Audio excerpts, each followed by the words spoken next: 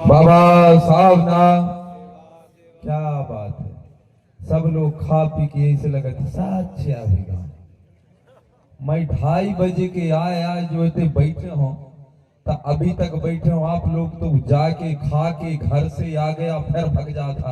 अब बताओ, लेकिन आप लोगों की आवाज नहीं निकल रही है, बड़ी समस्या है। और मैं इंतजार कर रहा था कि हमारे माननीय विधायक महोदय जी कब आएंगे, इसलिए नहीं भगा था, है ना, नहीं तो अब तक मैं घर पहुंच गया होता। भाई सबका नंबर लग गया लेकिन मेरा नंबर अभी लगा है। ये होते हैं किस्मत वाले, जो हमारे बाबा साहब के जन्म जयंती पर हमारे क्षेत्र के यशस्वी और हमारे आदिवासी समाज के दिलों में राज करने वाले माननीय विधायक जी का भी आगमन हुआ है। और इस अंतिम पंक्ति पर मुझे विचार रखने का अवसर संचालक महोदय ने दिया।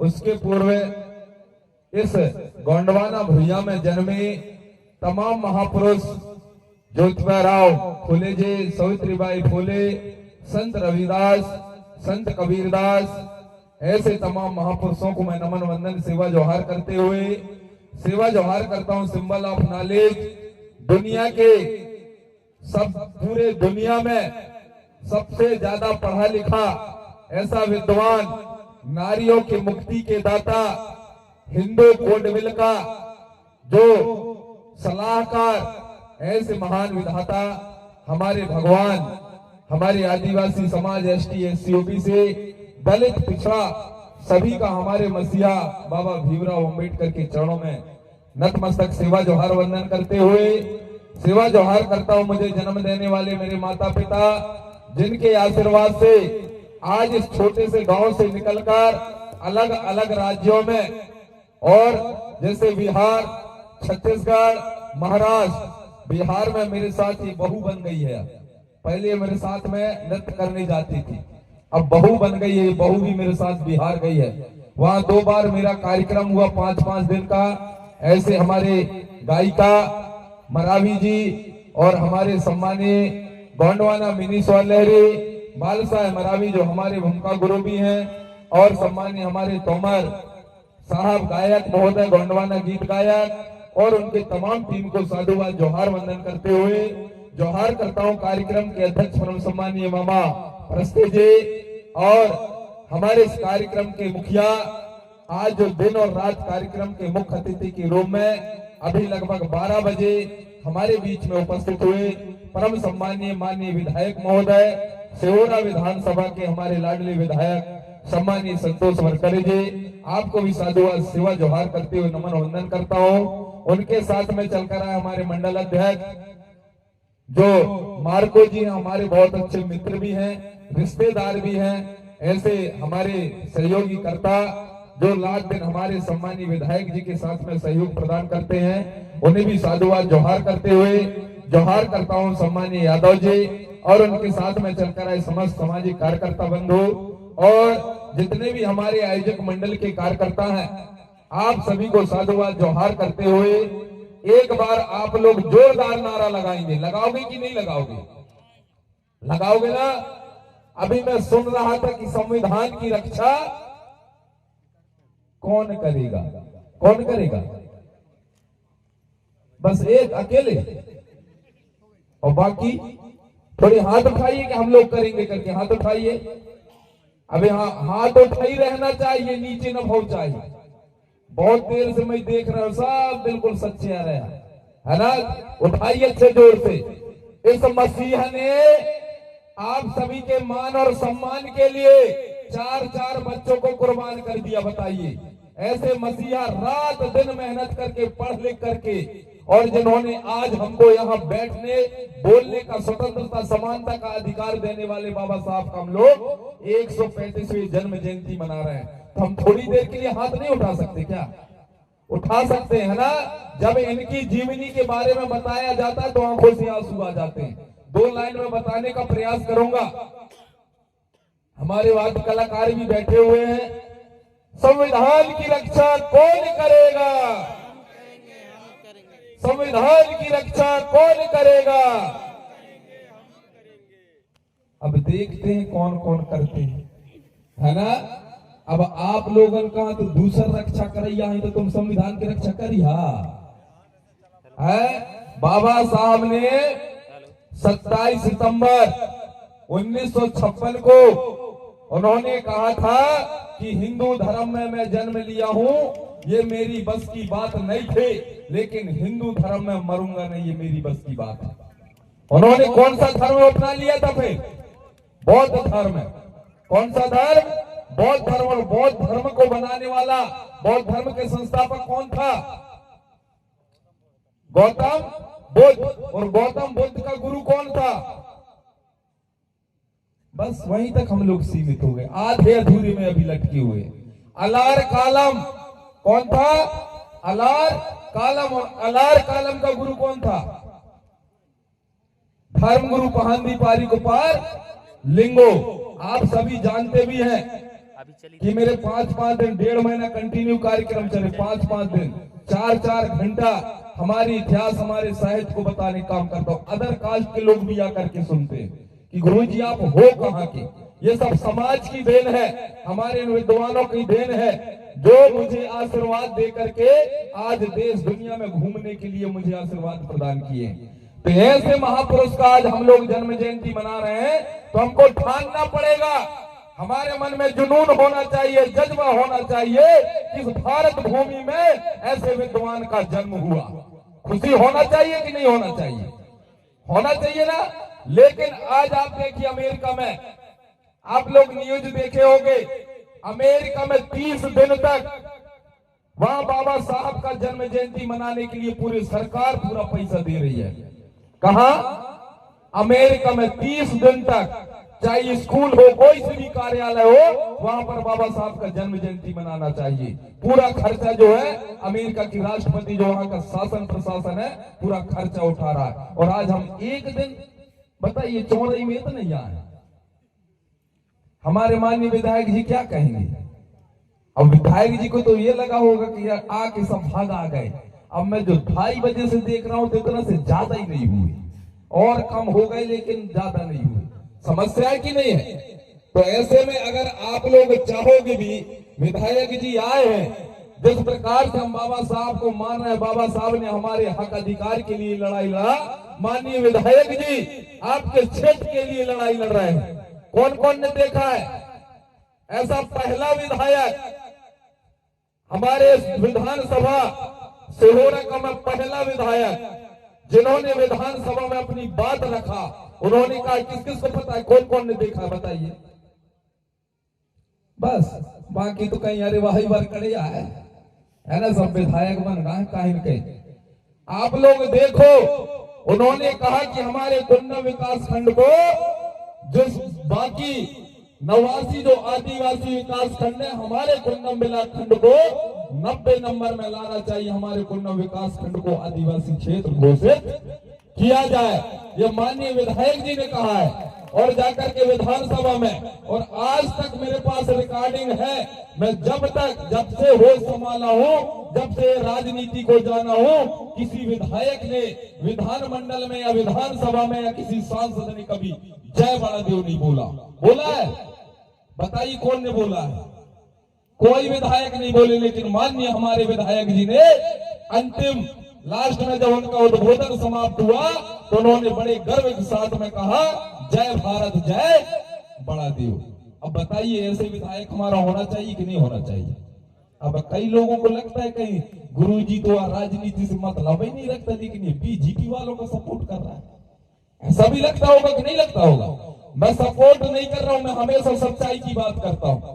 और जब मैं सच्चाई की बात करता हूं, तो ये बात हमारे माननीय विधायक जी को मानना भी पड़ता है, क्योंकि मैं अपने लिए नहीं, समाज के लिए बात करता हूं। मुझे राजनीति से क्या लेना की देना है, चाहे वो बीजेपी का हो, कांग्रेस का हो, गोंडवाना का हो, समाजवादी, कोई भी पार्टी का हो। अगर हमारे लिए, हमारे समाज के लिए, ST SC OBC कुन्नम क्षेत्र के समाज के लिए जो अच्छा करेगा, उसका बयान किया जाएगा। किया जाएगा कि नहीं किया जाएगा? ऐसा पहला विधायक है। इसी प्रकार से आज हम बाबा साहब का बयान क्यों कर रहे हैं? बाबा साहब ने क्या किया आप सबको पता है। हम लोगों को बैठने का अधिकार नहीं था, है ना, इसलिए गीत है। अब मेरे कलाकार थोड़ी अलग अलग है, नहीं तो मैं गीत भी बताता। जुल्मों का पास तोड़ दिया मेरे भीम ने, जुल्मों का पास तोड़ दिया मेरे भीम ने। ये जो गीत है, लड़के हैं मोहल्ले के शैतान मेरी लैला, इसके तर्ज में है कि जुल्मों का पास तोड़ दिया मेरे भीम ने और जिंदगी को नया मोड़ दिया मेरे भीम ने। बहुत अच्छा कव्वाली है। बताइए, हमारे बाबा साहब ने जो हमारे ऊपर जुल्म होता था, अन्याय होता था, अत्याचार होता था, उन अन्याय अत्याचारों को सहकर खुद और आज हमारे पिछड़ा दलित शोषित समाज को यहाँ तक लाने का काम किया और हम लोगों की एक नया जिंदगी दिया। दिया कि नहीं दिया? कोई भगवान ने दिया क्या? अरे कोई भगवान ने दिया क्या? बाबा साहब ने संविधान लिख के सिर्फ आदिवासियों के लिए नहीं, सिर्फ हरिजनों के लिए नहीं, सिर्फ पिछड़ा वर्गों के लिए नहीं, सर्वों के लिए नहीं, उसने सभी के लिए उसने संविधान बनाया। आज हमारे माननीय विधायक महोदय जी भी यहाँ पहुंचे हैं तो संविधान की बदौलत पहुंचे हैं। आज हमारे मास्टर होंगे, शिक्षक होंगे, प्रिंसिपल होंगे, अगर वो भी पहुंचे हैं तो बाबा साहब के संविधान के कारण पहुंचे। इतना बड़ा ग्रंथ आज हमारे बाबा साहब ने हमको दिया है और बाबा साहब ने इसे उंगली किया है। हमारे सम्मानीय छोटे भाई जगदीश सैयाम जी बता रहे थे कि उंगली का मतलब क्या होता है। बाबा साहब ने ऐसा किया है तो इसका मतलब ये नहीं कि सब ऊपर जाओ। कई लोगों को लगता है कि बाबा साहब कह रहे हैं कि सब ऊपर जाओ, है ना? ये ऊपर जाने का उसका संकेत ये नहीं था, तुम वहां जाओ। जैसे हमारे माननीय विधायक जी कहाँ गए हैं? विधानसभा में। तुम वहां जाओ और अपनी बात उस विधानसभा में रखो, उस मंत्रिमंडल में रखो, तब तुम्हारी बात को स्वीकार किया जाएगा। और अगर तुमने अपनी बात को बताने वाला वहां तक नहीं भेजा तो तुम्हारे दर्द कभी दूर होने वाले नहीं है। तो हमें ऐसे नेता, चाहे वो कोई भी हो, जो हमारी बातों को, हमारे दर्द को, हमारे पिछड़ा समाज हो, चाहे हरिजन समाज हो, चाहे ओबीसी समाज हो, चाहे आदिवासी समाज हो, हमारी बात को, हमारे दर्द को जो वहां तक पहुंचाएगा, ऐसा हमें नेता चुनने की जरूरत है। और बाबा साहब ने कभी चुनाव नहीं लड़ा, और चुनाव जब लड़ा तो आप लोग पूना पैक्ट को पढ़ लेना। नोट नहीं है, एक आठ नोट, क्योंकि जब तक हम सच्चाई नहीं बताएंगे समाज को, वो समझ में आने वाला नहीं है। ये फोटो में एक कौन दिख रहा है? अरे फोटो में कौन है? महात्मा गांधी। इस गांधी ने जब बाबा साहब ने गोलमेज सम्मेलन में हमारी आवाज रखने के लिए गया तो इस गांधी ने विरोध किया था। बोले बाबा साहब की बातों को ना माना जाए। सबसे बड़ा अगर धोखा हुआ है तो हमारे साथ में हुआ है। और आज ये हमारे नोट बेसिकली इसलिए कहा जाता है मजबूरी का नाम महात्मा गांधी, लेकिन आज तक हम लोगों ने समझे नहीं। इतना बड़ा धोखा। बोले अगर समाज को 2 वोट का अधिकार मिल जाएगा तो एक दिन राजा बनेगा ये समाज। हमारी बात सुनने वाला नहीं है। गांधी जी ने अनशन पर बैठ गया और भूखे प्यासे बोले बाबा साहब के इस विचार को मैं पास नहीं होने दूंगा, चाहे मेरी जान क्यों न चली जाए। तब कस्तूरबा बाई उनकी पत्नी कौन थी? गांधी जी की। वो बेचारी गई बाबा साहब के पास में, बोले बाबा साहब मेरा डोकरा, वो मेरा पति भूखे प्यासे मर जाएगा, मैं आपके हाथ जोड़ती हूँ, उसको आप जो है पानी पिला। पूरा पैक्ट पढ़ लेना, क्योंकि मेरा काम है इतिहास का अध्ययन करना। तो जब बाबा साहब ने कहा अगर ये मर गया तो पूरा जो उसका जो सजा है वो मुझको मिलेगा, पूरे देश में आगजनी होगा, हंगामा होगा और दोषी मुझे ठहराया जाएगा। तो बाबा साहब ने क्या किया? गिलास में पानी लिया और उसको पिलाया कि लिए पी और तू अपना अनशन बंद कर, हमें एक ही वोट का पी। नहीं, आज हमको 2 वोट का अधिकार मिलता, और 2 वोट का जब अधिकार मिलता तो उसमें आदिवासी अलग वोट डालते, और अगर जहां सवर्ण रहते तो वहां हम फिर से वोट डालते। बताइए, इतना बड़ा कपट। लेकिन हम समझते नहीं है, हमारे साथ शुरू से धोखा होते आ रहा है। आज हम धर्म की मांग कर रहे हैं, उस समय तत्कालीन सरकार किसकी थी? अरे कौन की सरकार थी देश आजाद होने के बाद में? हमारा 1952 तक हमारी जनगणना हुई, हमारे एक अलग धर्म का आलम था, रिलीजन ट्राइब के नाम से। अभी भी आप लोग इतिहास उठा के देख लेना, जैसे ये लोग सत्ता पर आए हमारे धर्म का आलम को अलग कर दिए। आज हमारे आदिवासी भाई कोई ईसाई बन रहा है, कोई मुस्लिम बन रहा है, हमारा कोई धर्म रह ही नहीं गया। अब बताइए हमारे साथ अन्याय करने वाला कौन था? तो इन चीजों को हमको जानना पड़ेगा। बाबा साहब ने इन्हीं को बताया कि जब तक तुम अपना इतिहास नहीं जानोगे, कहा जाता है जो समाज अपना इतिहास नहीं जानता वो अपना इतिहास कभी रच भी नहीं सकता। तो हमें अब समय आ गया, इतना बड़ा हमारे पास हथियार है, कलम है हमारे पास। बाबा साहब ने कहा है जो पेन तुम्हारे जेब में है वो बाबा साहब की देन है। जो जेब में तुम्हारा पेन है वो बाबा साहब की देन है। अगर बाबा साहब नहीं होते तो हमारे बाल बच्चों को पढ़ने और लिखने का अधिकार नहीं था। बाबा साहब ने मनुस्मृति क्यों जलाया? पता है क्यों जलाया बाबा साहब ने? उसमें स्पष्ट लिखा था, आज मैं माननीय विधायक जी के साथ बराबर से बैठता हूं, अगर तुम किसी के साथ में बराबर से बैठ गए तो जुल्म हो गया, अगर तुम किसी को बराबर से देख लिए तो गर्म लोहा करके आंखों में डाल दिया जाता था। अब बताइए इतना बड़ा अन्याय अत्याचार। बाबा साहब के साथ में उनको बैठ करके क्लास में बैठने का अधिकार नहीं था, बाहर बैठो तुम छूट जाती क्यों?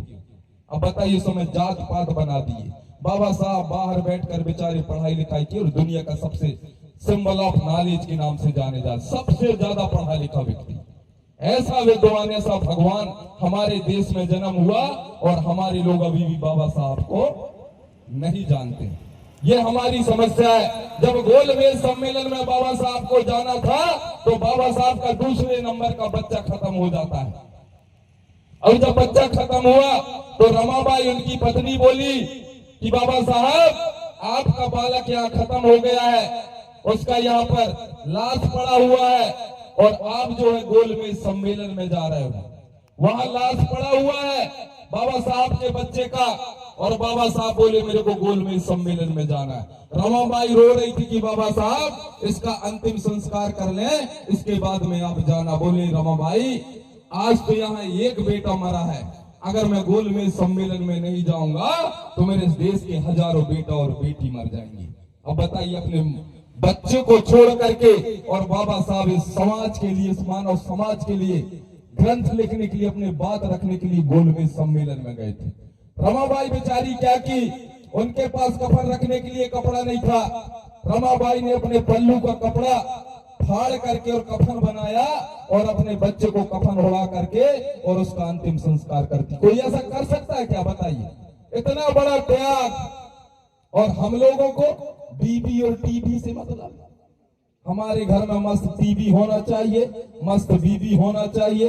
अगर कोई बोलेंगे कि चलिए यहाँ कार्यक्रम है समाज का, अरे हम ऐसा नहीं बताई रे, अभी भी नहीं हुई मोही पता है न भाषण अभी अब यह बताते विधायक जी आ गायवा के संग मोहन भाषण बते, तब हमारे में खुद ही भाषण नहीं है तो भाषण तो बताओ पड़ी कि ना बताओ पड़ी। इसलिए हमारे समाज को हमारे विद्वानों ने, हमारे पुरखाओं ने कहा है मानव मानव एक समान और सबको सच्चा सबको ज्ञान। हम किसी का भेदभाव नहीं चाहते, ये हमारी महापुरुषों का पैगाम है। इस पैगाम को हर जन जन तक पहुंचाने की आवश्यकता है साथियों। इसलिए समय काफी हो चुका है, सबका मन जो है नाच और गाना में लगा है। नाच गाना भी एक कला है, वो भी जरूरी है, लेकिन मैं चाहूंगा कि दो पंक्ति के साथ में हमारे वाद्य कलाकार, क्योंकि हमारा काम ही रहता है गाना के साथ प्रवचन करना, तो बाबा साहब के नाम में दो पंक्ति में है एक गीत